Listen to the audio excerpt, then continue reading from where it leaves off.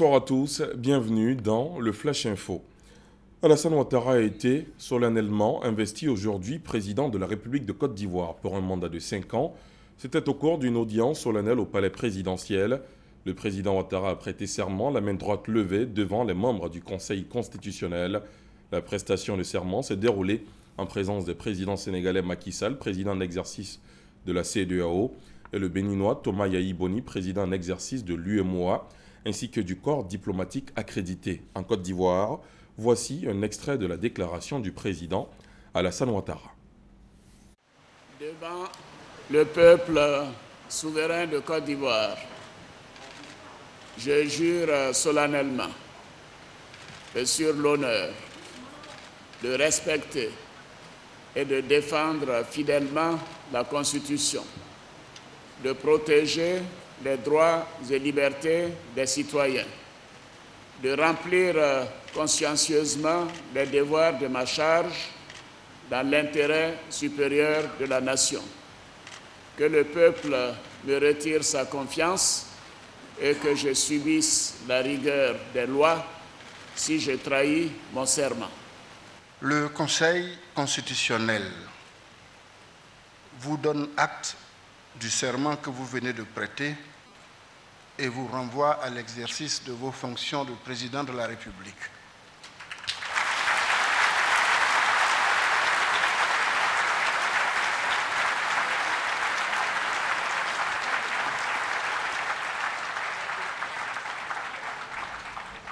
Cette cérémonie de prestation de serment du président Alassane Ouattara vous sera rediffusée sur nos antennes sur le coup de 21h.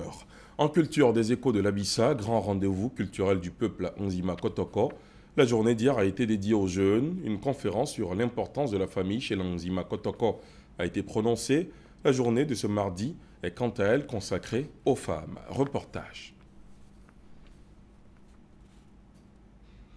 À la jeunesse. Note particulière, la formation. C'est que cette jeunesse a compris que pour assurer la relève, il lui faut connaître sa culture. Le fondement de la société Nzima est bien les 7 familles, source de l'unité du peuple. Échange entre apprenants et le président de la commission tradition de l'association Abissa. Il s'est agi pour Ndamoulé Belin de montrer les interrelations entre les familles. Famille chez les Nzima étant la mère et tous ses ascendants et descendants. Interdépendance entre les familles, a-t-il dit, montrant ainsi que la solidarité est vivante entre elles. Mvavile, Mafle, Ndjoafo, Ezoïle, Azanoulé, Adaoulin et Alomba forment le peuple Nzima. À l'intérieur de chacun des clans existent d'autres clans. Les différents symboles des familles sont intimement liés, preuve qu'il est impossible de rompre le lien familial. Ce lundi, jeunes filles et jeunes gens se sont retrouvés sur la place de l'Abissa pour fêter le nouvel an. C'est une journée spéciale. Pas de rancune. L'Abissa est faite pour quand même vider tout ce qu'on a dans le monde. Nous sommes venus, tout le monde se retrouve. On rabat ce qui s'est passé hier, comme avant-hier. On rabat tout. On reprend de nouveau. L'Abissa 2015 pour nous, c'est le moment de nous retrouver, de nous ressourcer. Notre présence dans ces lieux est le témoignage de notre attachement à la culture Nzima. Un attachement qui se manifeste dans la diversité. La célébration de l'Abissa, c'est la rencontre pour renforcer la cohésion sociale autour des valeurs de vérité, de courage et de solidarité. Et c'est aussi la capacité du peuple Nzima à faire son bilan et à gérer ses conflits.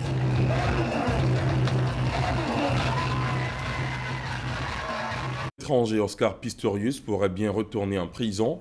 Le parquet sud-africain a tenté aujourd'hui de convaincre à la cour d'appel que la mort de Riva Steenkamp, la petite amie d'Oscar Pistorius, était un meurtre et non un homicide involontaire. Plaidoyer fait à l'ouverture du procès en appel du champion paralympique.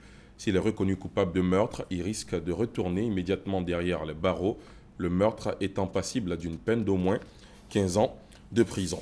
Que s'est-il passé samedi au-dessus du désert du Sinaï dans le charter de la compagnie russe Metrojet qui s'est écrasé en Égypte avec 224 personnes à bord? Les débris de l'Airbus A321 ont été rapidement repérés.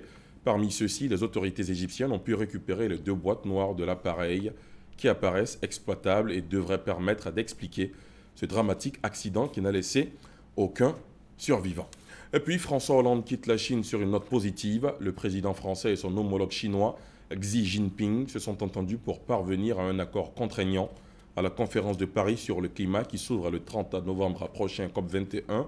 La Chine, le plus gros émetteur mondial de gaz à effet de serre, 25%, semble décidé à faire des efforts dans la lutte contre le réchauffement climatique. C'est la fin de ce Flash Info. Merci de l'avoir suivi. L'information revient bien sûr à 20h. À tout à l'heure.